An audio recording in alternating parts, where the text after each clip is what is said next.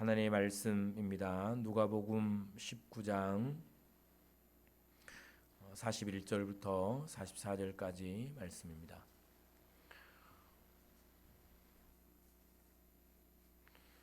누가복음 19장 41절부터 44절까지 말씀.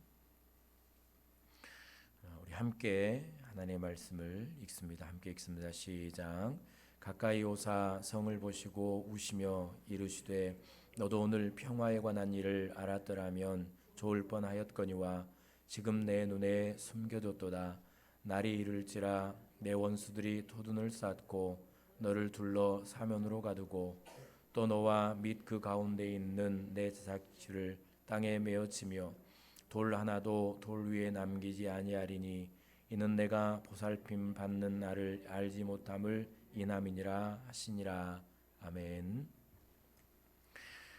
우리가 잘 아는 예수님의 눈물입니다. 예수님께서 십자가를 지시기 위해서 예루살렘으로 입성하시는 예루살렘 성으로 들어가시는 그 길 가운데 일어난 일이죠. 성에 가까이 오셔서 예수님께서 행하신 일은 성을 보셨습니다. 예루살렘 성을 보시고 우시며라고 기록이 됩니다. 이런 이제 예수님의 눈물을 우리는 보아야 되는 것이고요.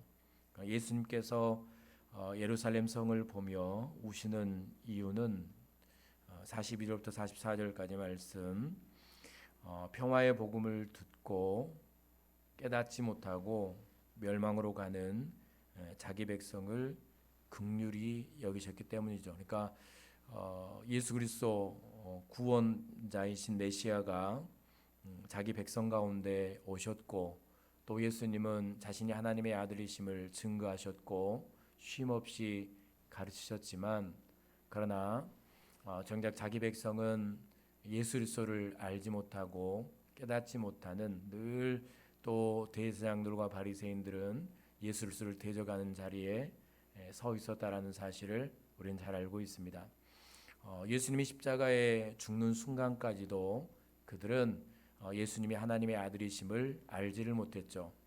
그리고 예수님이 십자가에 죽으시고 마지막 예수님께서 다 이루셨다라고 소리치며 운명하실 때 돌이 깨지고 무덤이 열리며 일어나는 역사를 보고 예수 그리스도를 죽였던 군인들 그리고 백부장이 예수님이 가르치셨던 그분이 하나님의 아들이심을 알고 인정하는 그런 역사가 일어났다는 사실을 알게 됩니다. 그러니까 한 사람도 예수님이 십자가에 죽으실 때까지는 그분이 하나님의 아들이심을 알지도 못했고 깨닫지도 못했고 믿지도 않았다라는 사실입니다. 예수님은 십자가에서 죽기 전까지 계속해서 복음을 전하셨죠. 예수님이 누구신지, 말세에 있을 일이 무엇인지, 그리고 대제사장들이 끊임없이 질문할 때마다 예수님은 끊임없이 가르치셨습니다. 왜냐하면 그 이유는 단 한 가지였는데요.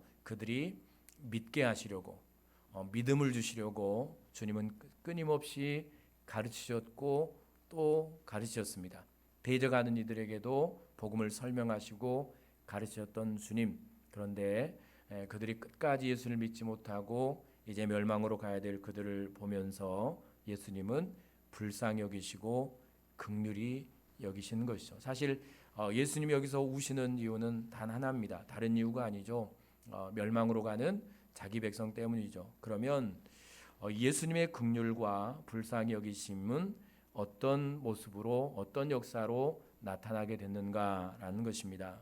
예수님께서 예루살렘 성을 보고 우시는 이 긍휼과 불쌍히 여기심은 오늘 일어난 역사죠. 오늘 예수님께서 이제 십자가에서 죽으신 운명하신 날이고 그러니까 십자가에서 자신을 내어 주심으로 사망과 멸망 가운데 있었던 인생들을 생명으로 인도해 주신 것이죠. 그러니까 하나님의 긍휼이 예수님의 긍휼이 한 인생을 사망에서 생명으로 옮겨 주시는 것입니다.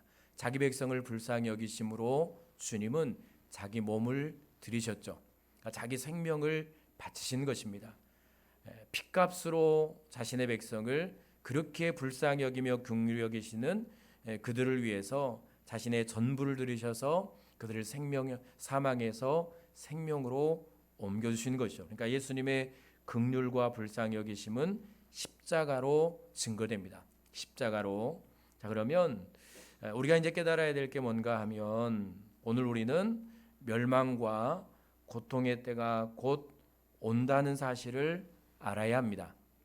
예수님께서 예루살렘 성을 보고 우셨던 것은 멸망의 때가 곧 올 텐데, 핍박과 박해의 때가, 나라가 멸망할 때가 곧 올 텐데, 그 사실을 깨닫지 못하고 살아가는 인생들을 향한 긍휼이었습니다.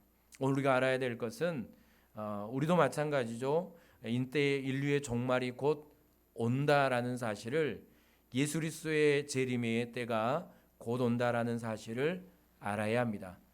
그러니까 영원히 계속될 것이라고, 또 내일이 내게 올 것이라고, 나는 영원히 행복할 것이라고 늘 그렇게 긍정적인 생각을 하고 살아가는 것은 좋지만, 그러나 이 세상이 전부인 것처럼 살아가서는 안 된다는 것입니다. 내가 이 세상에 영원히 살 것처럼, 이 세상의 전부인 것처럼, 이 세상이 모든 것인 것처럼 그렇게 살아가서는 안 된다라는 것이죠.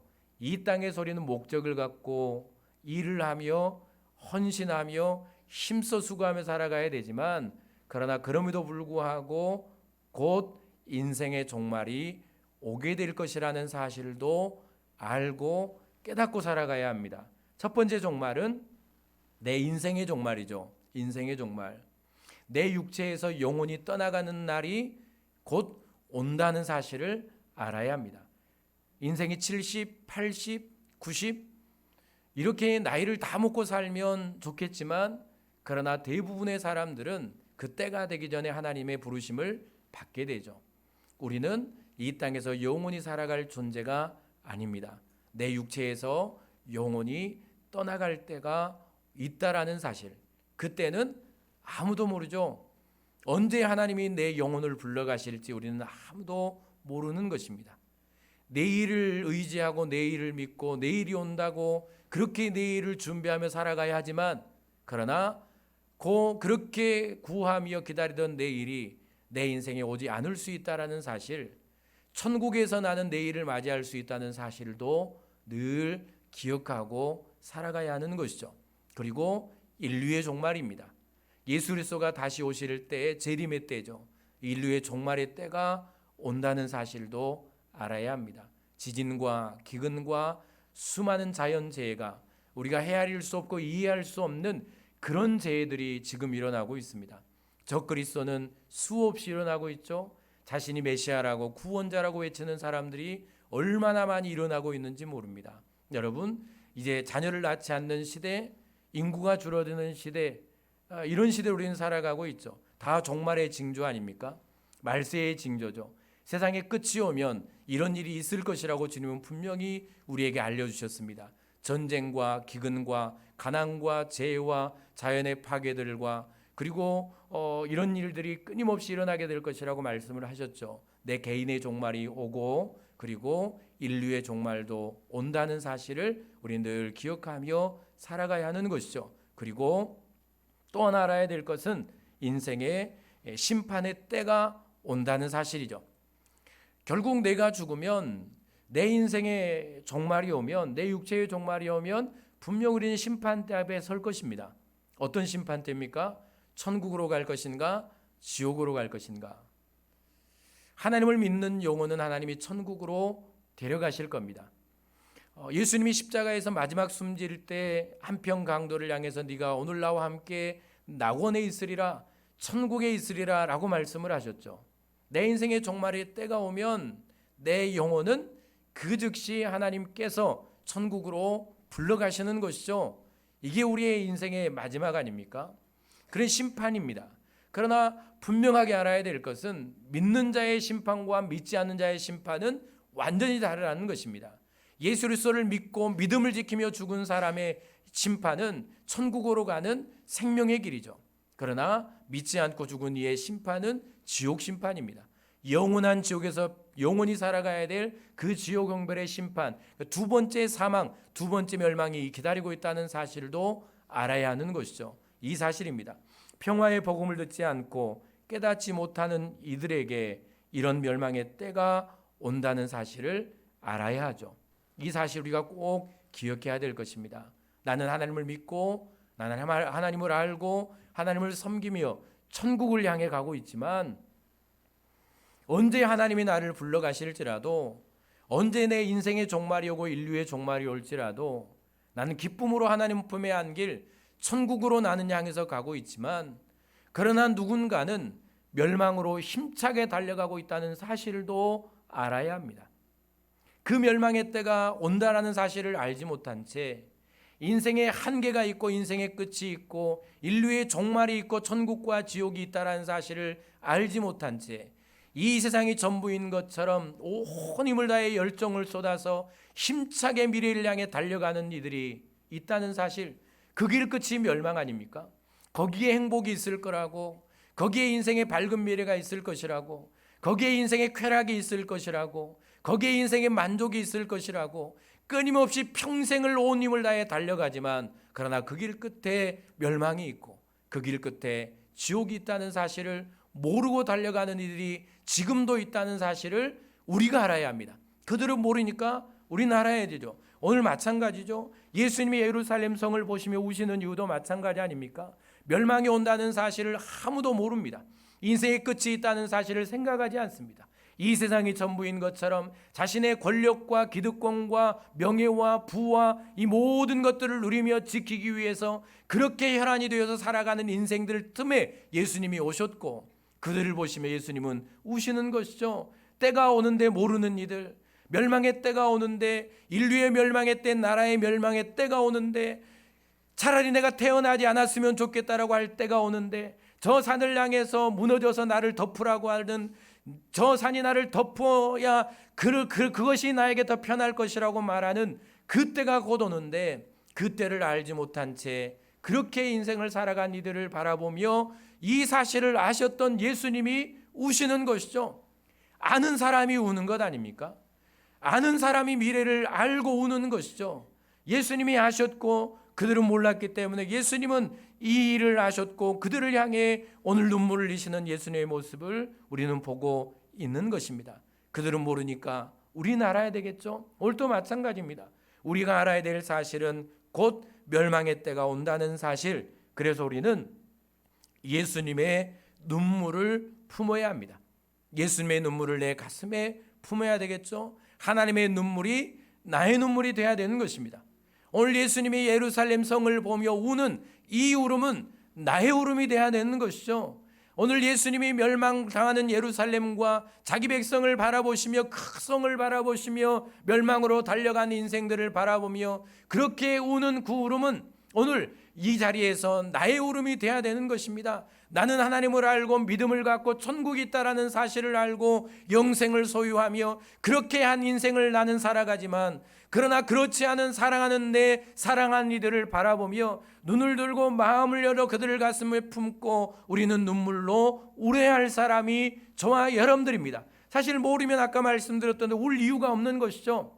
모르니까, 이 세상이 전부라고 생각하니까, 이 세상에 재물만 가지면 행복할 것이라고 생각하니까, 명예만 가지면 행복할 것이라고 생각하니까 울 틈이 없는 것이죠. 왜냐하면 그것만 가져야 하니까. 오늘 대제사장들과 바리새인들이 그랬지 않습니까? 심지어 자신의 권력과 기득권과 인기와 재물과 재산을 보호하고 지키기 위해서 메시아로 오신 예수님을 죽이는 이들이 바로 대제사장들과 바리새인들과 유대인의 장로들 아닙니까?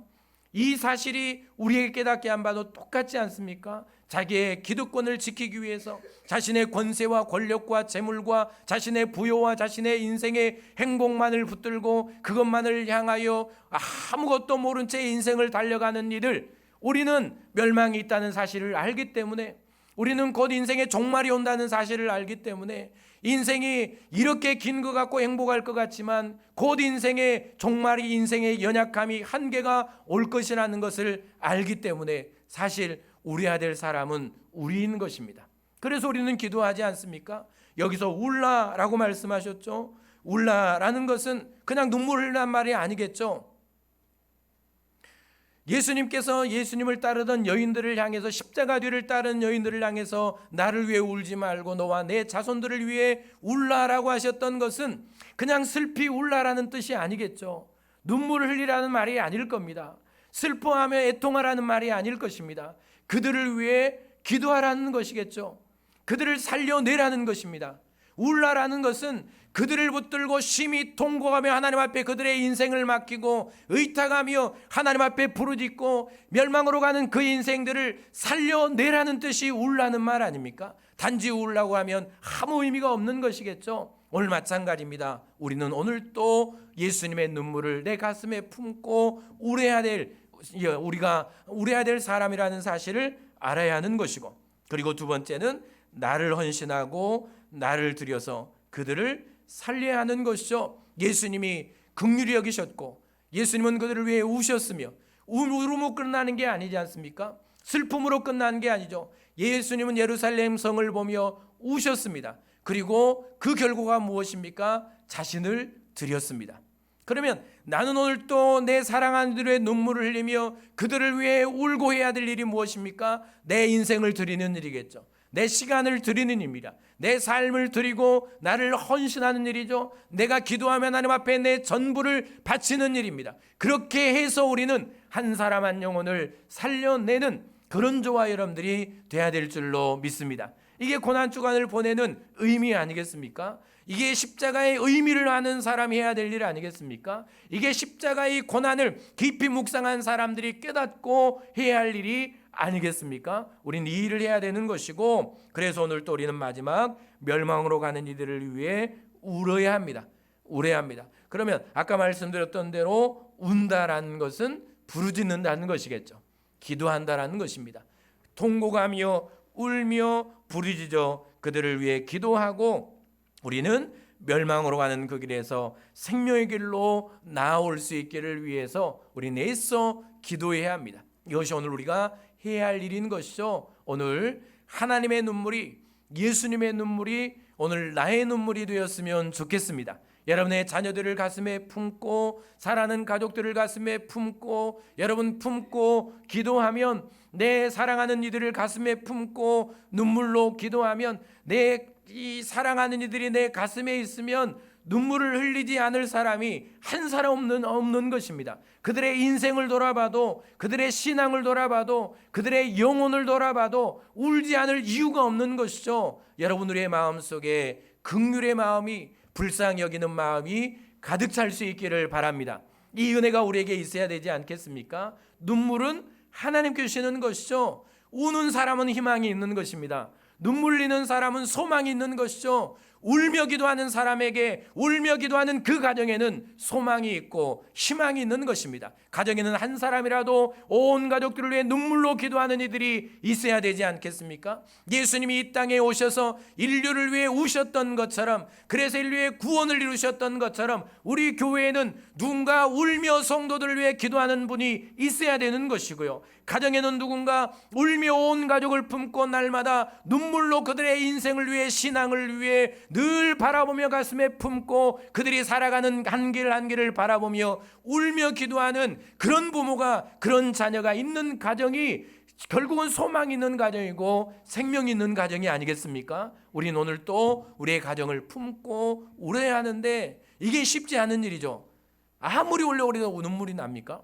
기쁜 일만 있으면 안 울고 마음이 독해져서 눈물도 안 나오고, 이제는 옛날에 기도의 감격도 사라지고 뜨거움도 사라지고 아무리 기도해도 마음은 그렇게 굳어서 울지 못하는, 울고 싶어도 울지 못하는 사람도 있다는 사실을 알아야 합니다. 그래서 눈물을 주신 하나님께 여러분 감사하셔야 되고요. 내가 기도할 때 울 수 있는 이것이 하나님의 은혜임을 알아야 합니다. 그럼 내 마음속에 이 예수님의 눈물이 있어야 되는 것이고, 내 가족들을 바라보며 사랑하는 이들의 기도할 때 그들을 불쌍히 여기며 긍휼히 여기는 그 마음이 생겨야 되지 않겠습니까?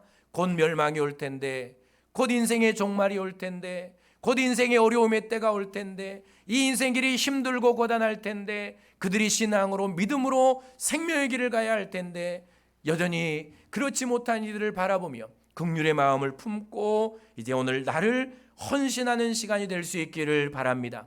사실 기도의 시간은 헌신하는 시간이 아닙니까? 나를 희생하며 나를 드리며 그렇게 드리는 하나님 앞에 드리는 시간이죠. 나를 온전히 드려서 나를 온전히 헌신해서 우리가 해야 할 일은 멸망으로 가는 이들을 위해 우는 일, 기도하는 일, 여러분 간절히 기도하시고요. 한 생명을 살려주시는 하나님의 은혜가 여러분의 가정과 우리 교회 가운데 있을 수 있기를 바랍니다. 마지막 예수님이 십자가에 눈물로 달리셨을 때 그 십자가의 마지막 그 십자가의 꼭대기에서 한평 강도가 하나님을 알고 예수님을 알고 예수님 앞에 나를 기억해 달라고 그렇게 의탁했던 이것은 기적 아닙니까? 살인자였던 정말 강도였던 악한 인생이었던 소망 없는 인생이었던 적어도 그의 마음은 얼마나 독했으면 십자가에 달릴 만큼 그렇게 악한 짓을 했겠습니까? 그러면 인간적으로 볼 때 그는 구원받을 수 없는 사람이고 그의 마음은 절대로 열리지 않을 것 같은 사람이고 돌처럼 굳은 사람이고 복음이 안 들어갈 사람 아닙니까? 그런데 그런 그가 하나님을 알고 예수님을 알고 예수님께 자신의 인생을 의탁하는 이로 변화되지 않습니까? 여러분 소망을 가지십시오.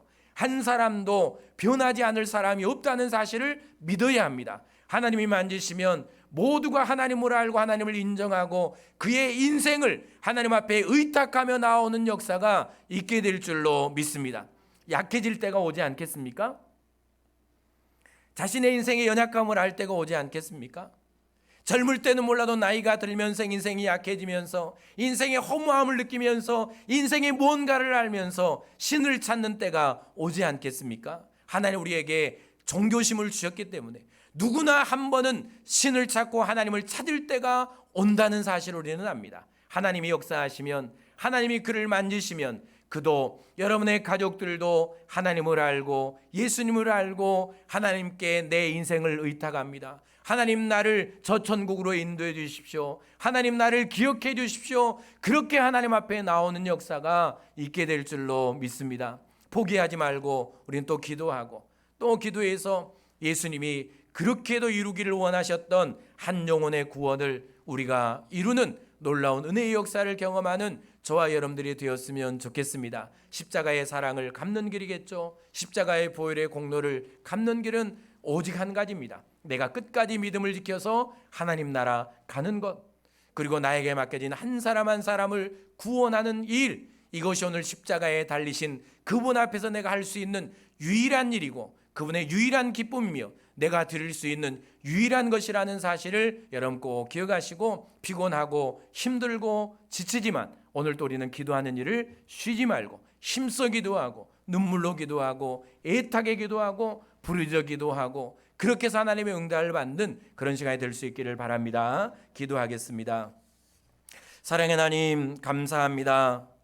예루살렘 성을 바라보시며 우셨던 예수님의 눈물이 오늘 우리의 눈물이 되게 하여 주시옵소서. 하나님 멸망으로 가는 이들이 내 눈에 보이게 하여 주시옵소서. 멸망으로 달려가는 살아는 가족들이 내 눈에 보이게 하여 주시옵소서. 그들의 미래가 보이게 하여 주시옵소서. 아버지 하나님 그리야 우리는 울고 또 울어 아버지 하나님 기도함으로 말미암아 아버지 한 영혼이 하나님 앞에 인생을 의탁하며 나오는 이 기적과 같은 역사를 경험케 하여 주시옵소서. 오늘도 하나님께서 우리를 부르시고 기도하게 하셨으니 오늘도 우리가 간구하는 기도를 들으시고 우리의 마음에는 하나님의 마음을 부어주시고 긍휼과 불쌍히 여기는 마음을 충만하게 부어주시고 우리의 눈에는 하나님의 눈물을 허락하여 주시옵소서. 오늘 저 십자가에 달려 내가 다 이루었다라고 울며 소리 지르며 운명하셨던 그 주님의 죽으심 아래에서 우리도 또한 울며 우리는 또 다 이루어 나아갈 하나님의 뜻을 기억하고 간구하며 또 은혜 누리는 복된 시간이 되게 하여 주시옵소서. 감사하며 예수님 이름으로 기도드립니다. 아멘. 우리 찬양합니다. 사랑하셔서 오신